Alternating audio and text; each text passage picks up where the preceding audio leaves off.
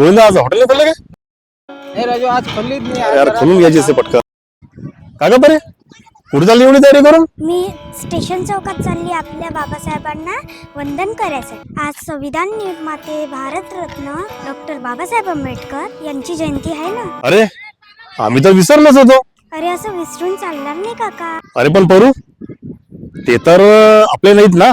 बाबासाहेब कोण्या एका समाजाची नाहीत, तर सर्व समाजाचे आहेत. भारतात राहणाऱ्या सर्व समूहाचे आहेत ते. बाबासाहेबांनी लिहिलेल्या राज्यघटनेवर आज आपला देश चालतो. त्यांनी आम्हासाठी खूप काही केलं आहे. जेवढं सांगावं ना काका तेवढं कमीच आहे. परू आज पण काही लोक त्यांचा तिरस्कार करतात.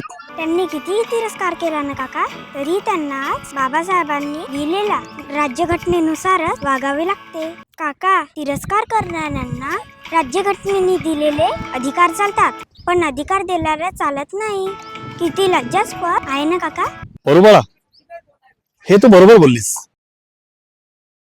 चला येत आहे ना काका डॉक्टर बाबासाहेबांना वंदन करण्यासाठी. हो बेटा, तू हो, समोर आलोच आम्ही.